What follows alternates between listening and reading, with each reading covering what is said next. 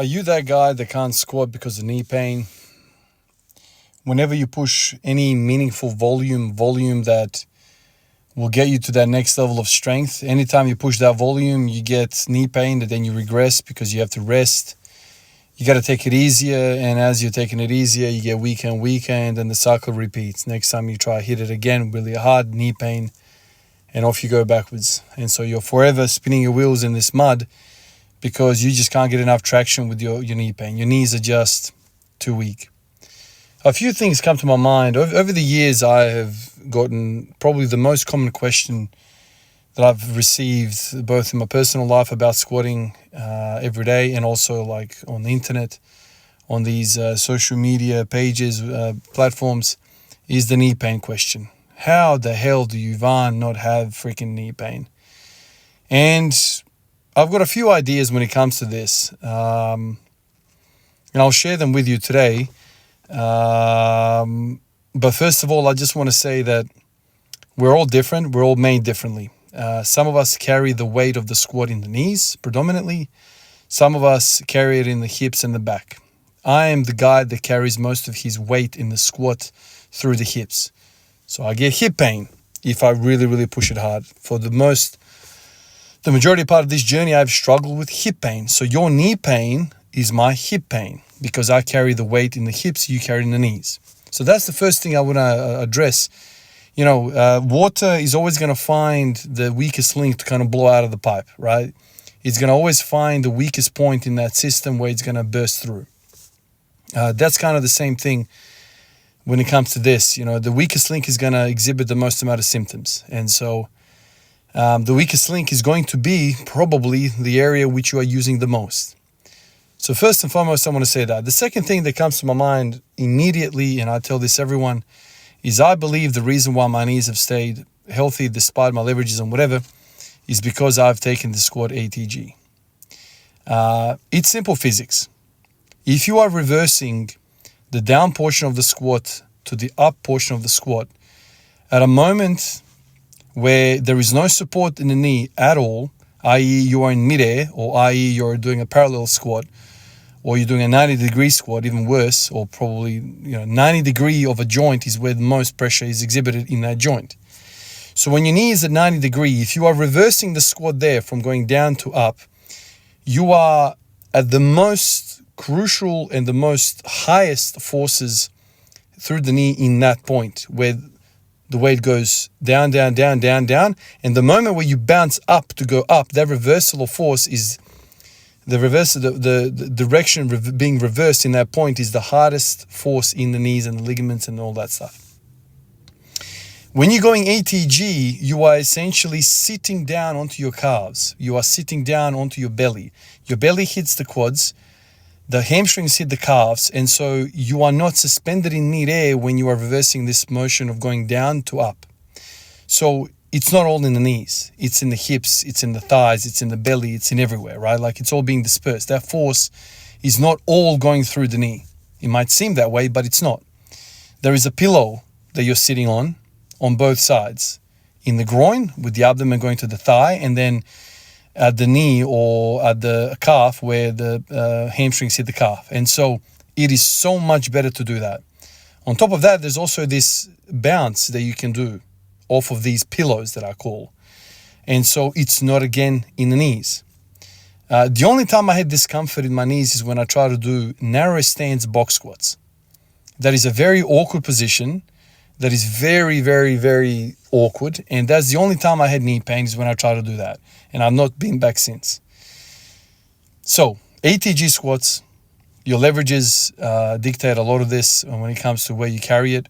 But despite where you carry it, I reckon if you go ATG, it's really good for the knees. The second thing is rep ranges and volume and your training program in general.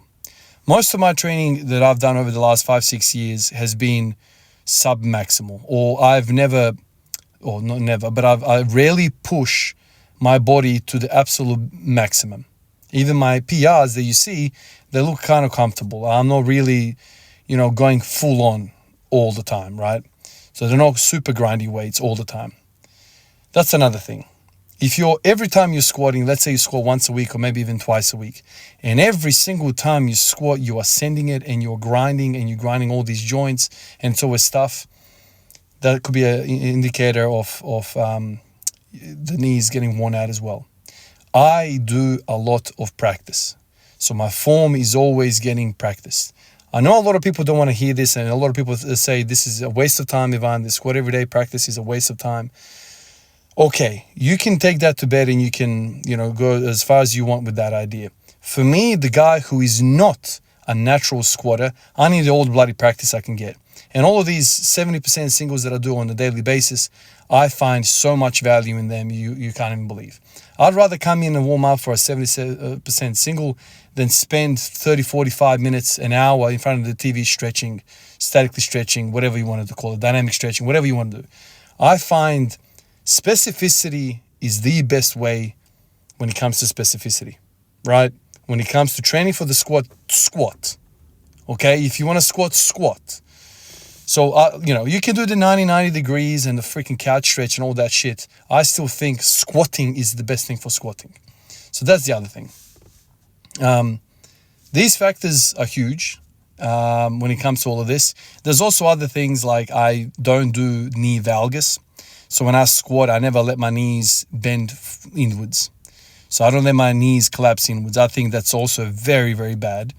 From a performance standpoint of view, when you're, a soccer player, a basketball player, field sports, whatever you're doing, whenever the knee translates its way towards the midline or medial deviation or medial rotation of the femur, and you've planted your foot, that is like putting the ACL on the clothesline, to dry. Like, you are really asking trouble. And so maximal loads on top of your squat and doing the same thing, I don't like it. I know there's been a lot of talk about internal rotation for the shoulders and for the hips and all that stuff. I don't like it, and I stay away from it. So that's the other thing. So all of these factors have an impact. Some people don't have the intuition about their body, and so they don't feel what's good and what isn't as they're training. But anytime I feel something odd, I stop and I leg it. So the last point I want to talk about is the auto-regulation of training. I don't really care what's written on paper. I don't really care what I'm expecting today. If something is amiss, I stop.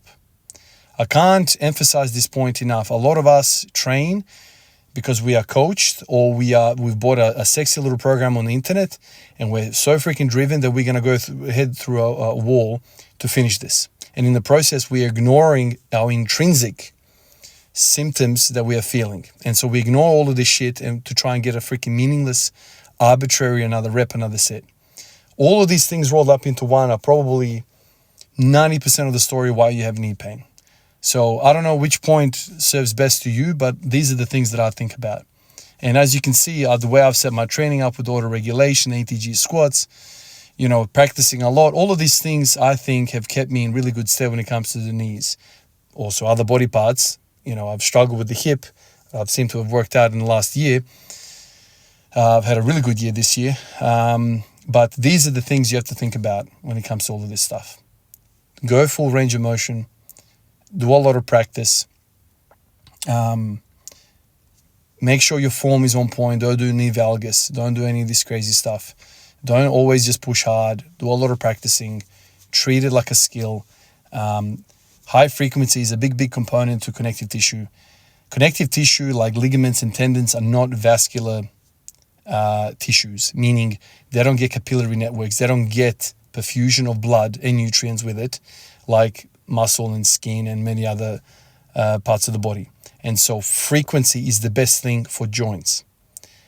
That is another key thing you need to think about. So if you're training once a week and you're going really, really hard, your muscles are getting all the work, but the ligaments and the tendons are not getting enough attention.